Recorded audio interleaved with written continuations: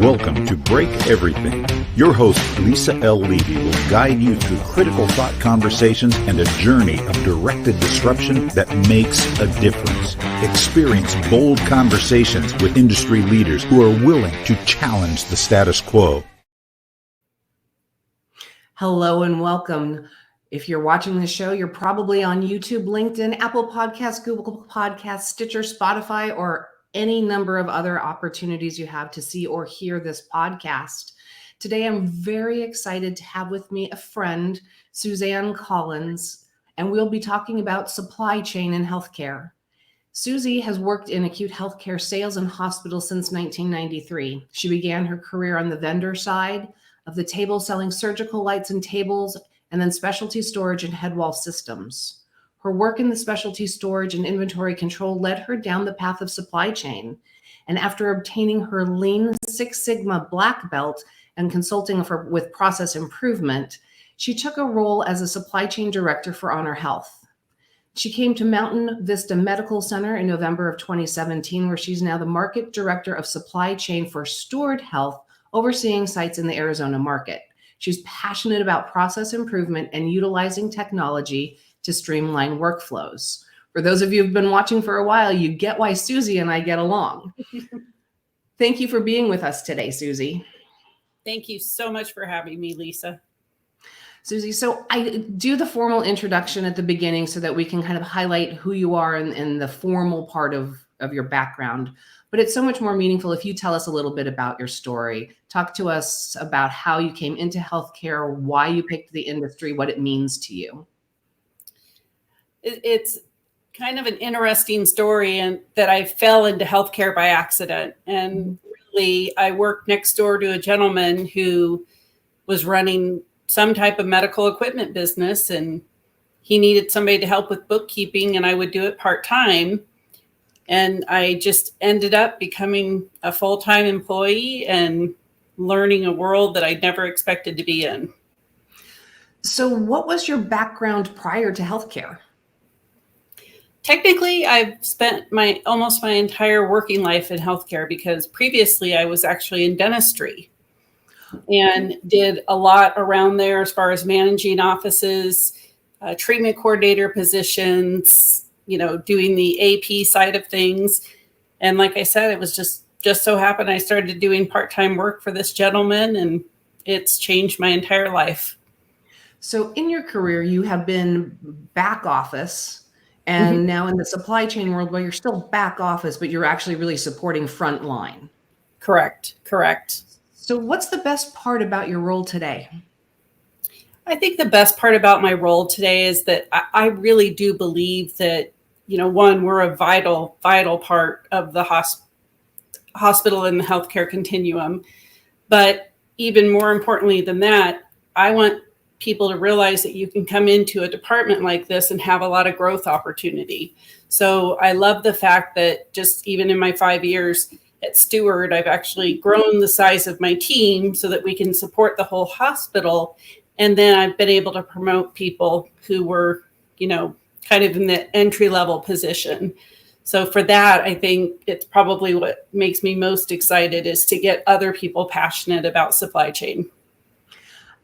Absolutely. And one of the things that, right, with your background in process, in the Six Sigma and the lean space, right, I am very much a process-centric person. And those of us who specialize in that kind of space are often considered, right, not to be people. But you have always had such a strong focus on your people and on the teams and the development. When you're working in your processes, how do you balance your team and effectiveness and efficiency?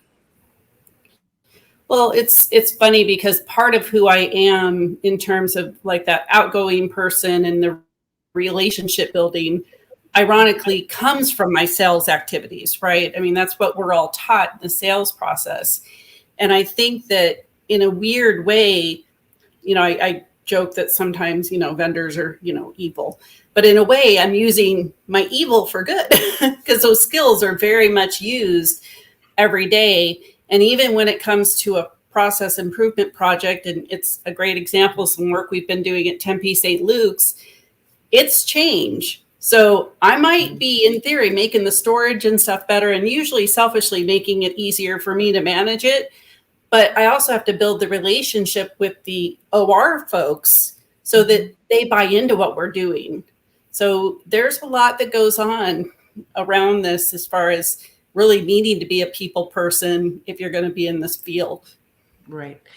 And, things that you're talking around are things that we did together at Honor Health when we were working on processes there. But really, for me, some of that was the origin of what became my adaptive transformation and what at Lcubed we do and how we utilize project management, process management, internal controls, and organizational change, because all of those pieces fit together for the whole work experience, which supports in this context, right, the whole patient experience. Right. So we're coming out of, and I'm hoping, fingers crossed, that we're coming out of the pandemic. And you were leading a team in your supply chain team during the worst of it, in the industry, in the space where the worst of the worst was experienced. How did you manage the challenges of that, from the back order crisis to the pandemic itself? Well, sadly, we've learned to excel at it, because even though things are calming down, the actual effect of COVID on manufacturing, on shipping, on everything that we've learned about the disruption of supply chain, and people leaving healthcare jobs and people realizing they can stay home and make more money and all of these things, we've had to, I think the best thing is to say it, like, we've had to adapt. We've had to really prepare and think about not just now, but what's it going to look like in 6 weeks. And we never used to plan that way because, from an inventory perspective, you don't want that much on the shelf. We all had to go past what our normal thought pattern was and start thinking about hoarding. And it happens so quickly. It's really crazy if you think about it, where we saw the first case right around end of February, early March. And within a 30-day period, PPE was already practically gone. And it's crazy to think about how fast that the information coming out changed everything. But we still face so much even today, just not PPE. We could get PPE, it's a lot of other things. Well, and for you and the knowledge that you have, the idea of just-in-time inventory, having, par levels that are just enough to, oh my gosh, now we need to have a supply. We need an inventory, an actual inventory. Talk through what you did with your team and within the hospital network itself as you're making that change, because that impacts physical location for storage. It impacts lead times because those are crunched, but it's changed. I'm assuming every aspect of your process that existed in 2019, what you're doing today is probably entirely different. Oh, it 100%. So one, we honestly had to get very creative with what we were ordering. Unfortunately, having to let contracts go out the window, working with people like Home Depot and Lowe's to actually get items that we needed because we couldn't get them from the traditional medical source. I remember ordering this kit, and I was so excited because the kit came with gloves and a stethoscope and all these other things that I was super stoked about having to be able to just give my nurses that were going to take care of a COVID patient this kit. It just seemed, I'm like, I can't believe it. I'm so excited. And it came in with this sticker on the outside that said, no stethoscope, no gloves available for kit. True story, 100% true story. I won't say the vendor, but I was like, what did you think I was going to do when it got here? Keep it? And they did take it back. But it changed how we source. It changes how we think. It changed the level of communication. We were we were having daily calls to report on what we had and what we needed, especially being part of Steward and going across so many different hospitals in different states.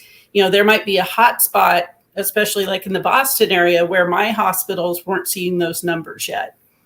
Okay. So we really adjusted, and in a weird way, people know who we are now, because I really do believe most nurses thought it was just pure magic that room got filled. And honestly, everybody seems to know who we are now. It's a different seat at the table today. And just the ability to have that relationship coming out of crisis into a true partnership with the nursing directors and the different units on the different floors. How are you planning for the future? Are you trying to thinking that you can go back to pre-pandemic type sourcing, or is this really the change? The future's different. That's a great question. And I think that the challenge right now is that there's so many items that are still on back order, or the manufacturers aren't making as many as they did in the past. They seem to be much more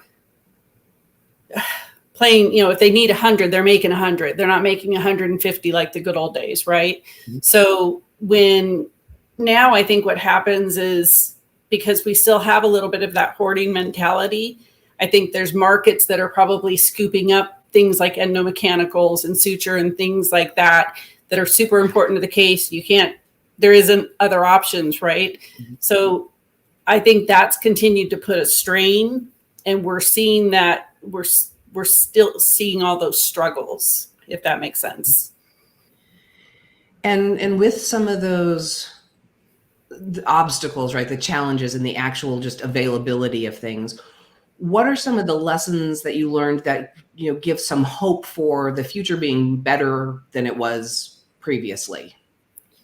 Well, I think I actually created what we called our back order algorithm, and this algorithm was very specific to when you do this, as soon as you get something that says back order, these are all the steps we're going to take. And depending on whether it was our distribution partner or if it was already direct to the vendor, we had this practice of check here, check here, check here. If you call, they can't give you a definitive answer. You get the rep information, then you notify the department. We never had to do things at that level. So that process is a good process.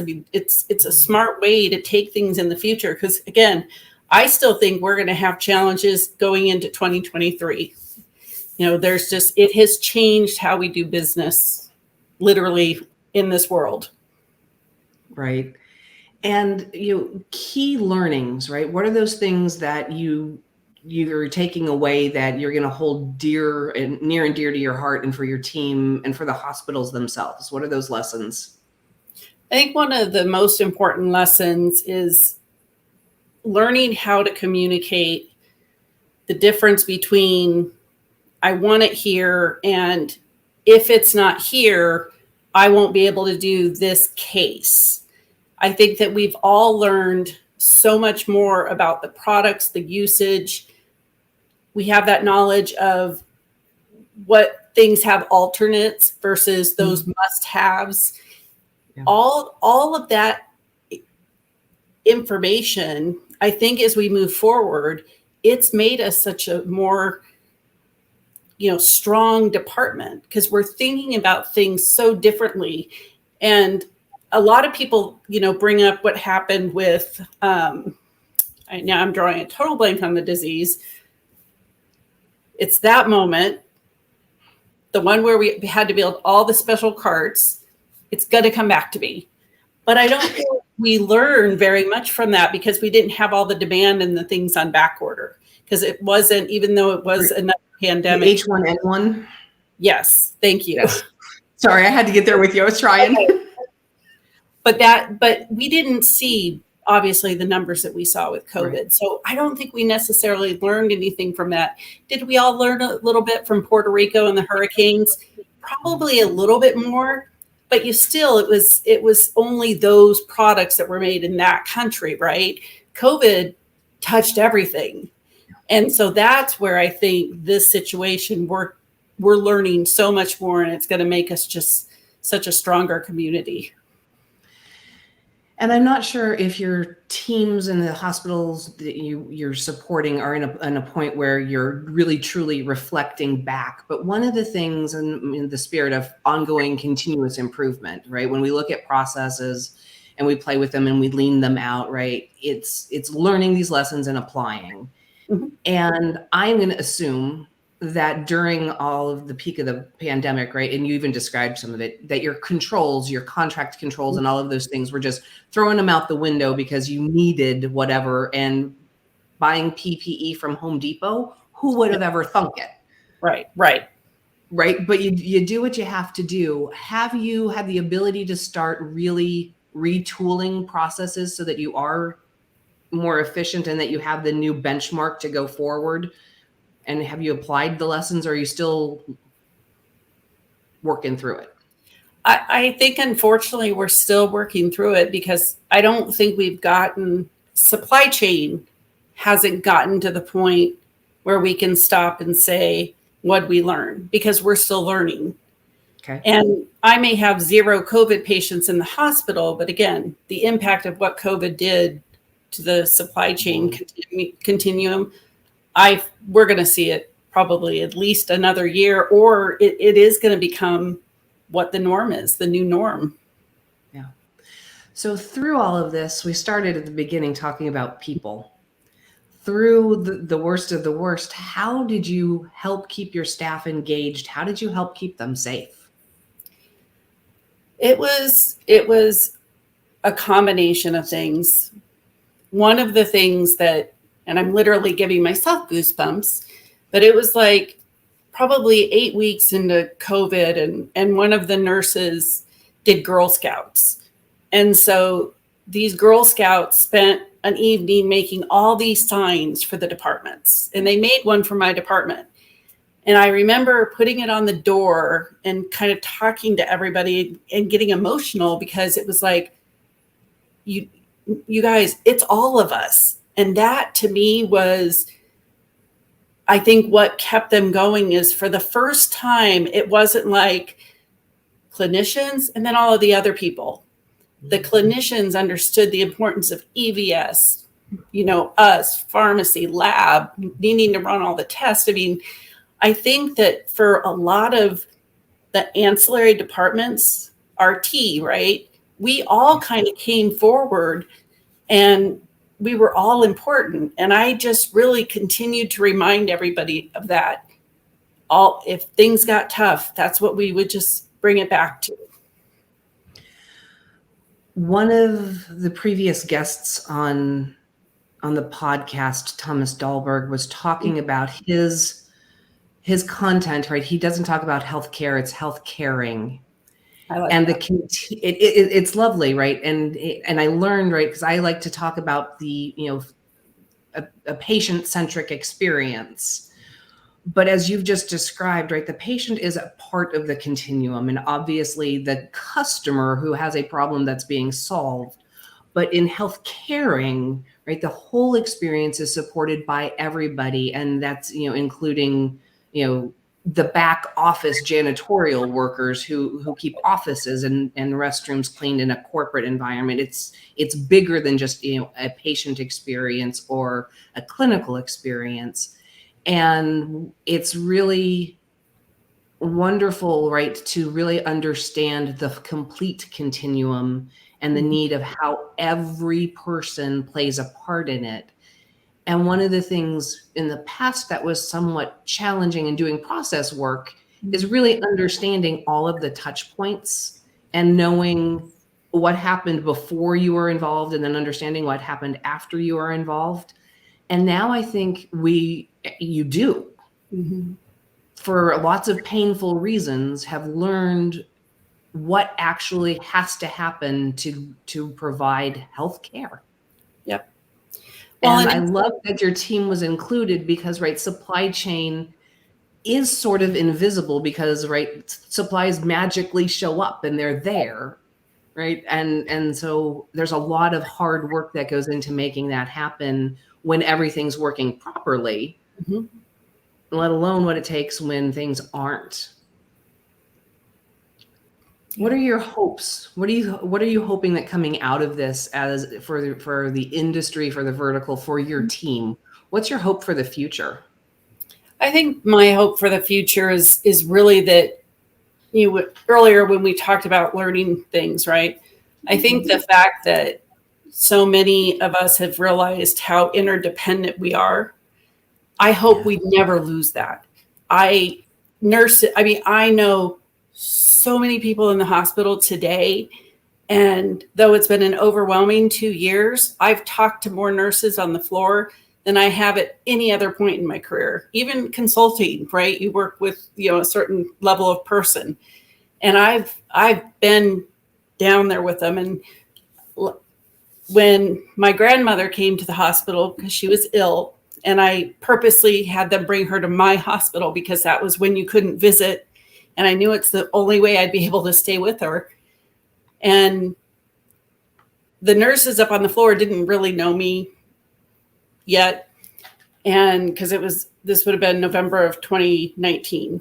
And this gal came in to the room to clean, and she goes, "Oh, Suzi." She goes, "Is this your grandmother?" And I'm like, "Yeah."